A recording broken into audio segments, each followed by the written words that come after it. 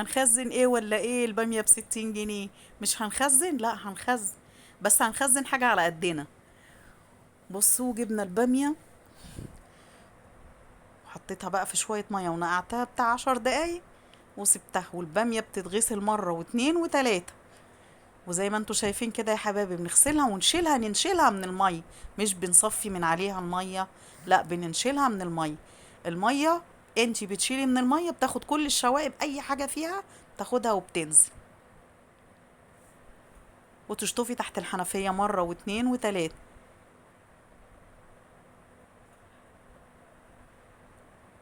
بصوا الطريقة ديت احسن حاجة، وبصوا بقى على المية تلاقيها كلها شوائب وتراب. يلا نصلي على الحبيب وندعي لأمواتنا بالرحمة ونشوف احنا عملنا الجمال ده ازاي.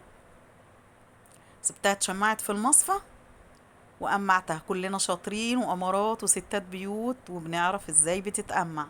تاخدي القمع من على الوش كده وسنة صغيرة من تحت، وهي البامية كلها انا منقية صغننة وقمر كده زي ما انتوا شايفين. بصوا بتبقى قمر كده في الحلة وفي الطبيخ وفي الطاجن. لما تغرفيها في الطبق بتبقى شكلها تحفة بصراحة. صلوا على النبي يا حبايبي، صلوا على النبي. صلوا على النبي في الكومنتات، وصلوا على النبي. صلاة النبي دي بتجلب الرزق.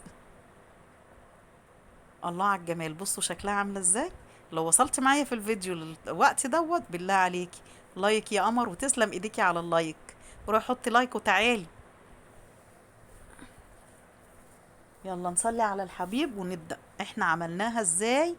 على البخار، تتبخر معاكي. احلى طريقة انا معتمداها بقالي اكتر من كام سنة. مية بتغلي وعصرت فيها نص ليمونة، واحط المصفى زي ما هي واغطي بقى واسيبها. سيبيها 10 دقايق لحد ما تحسي كلها اتبخرت معاكي، وابدأي هفي فيها، قلبي قلبي كده لحد ما تتبخر كلها.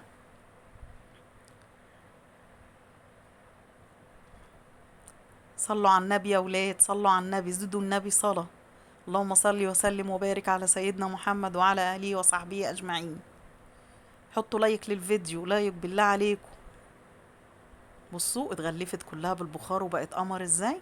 ننزل بيها بصينية عشان تتشمع معانا. اول ما تتشمع اعمل بقى الجزء التاني، واروح افرد حتة كبيرة نظيفة كده تحت المروحة، وابدأ كل جزء اعمله اجي افرده عشان يتجفف معايا وما يبقاش فيه اي نقطة مية. بصوا نشف معايا ازاي. هنا الاستاذ احمد كان عمال يفرز معايا، قلت له فرز لي الكبير شوية يا تيتا. يا فيها كبير يا تيتا كلها صغننة. قلت له لا، عايزة اعمل حبة ويك. انا بحبش الويكة الكبيرة قوي دي، بتبقى شايخة وطعمها مش كويس. بصوا كلها صغننة وجميلة وقمر ازاي. بتبقى تحفة في الطاجن وفي الطبق وفي الحلة وهي مطبوخة. ولما تغرفيها كده على سفرتك ملهاش حل.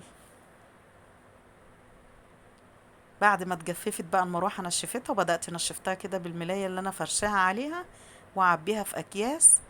واول لما اعبيها اخرج منها الهواء واربط زي ما انتوا شايفين كده. متاخدش معاكي مساحة خالص في الفريزر. وده الجزء دوت كان كبير شوية، عشان انا بقعد انقي وبزهق من التنقية بصراحة. بصوا نفس الطريقة، تخرجي منها الهواء، وتبدأي تعبي شوية. الويكا دول بيبقوا تحفة.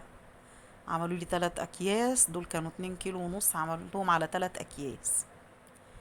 وبعد كده قلت لا، لازم نطبخ بقى طبخة والوداع. حجزت شوية وقلت نطبخه.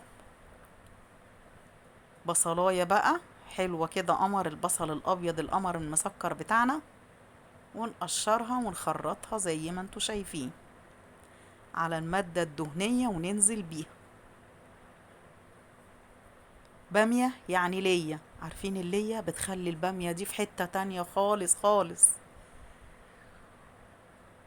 وتخلي ريحتها وطعمها ولونها قمر.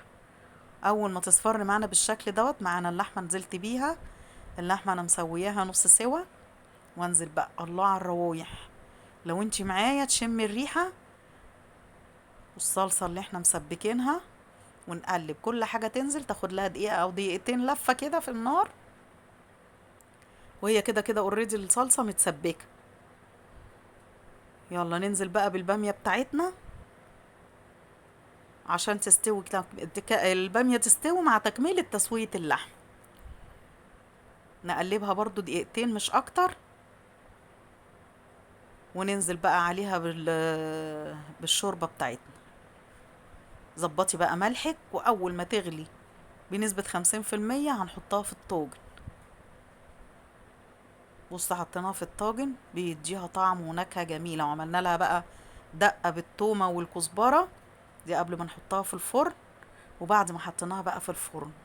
الله على الجمال.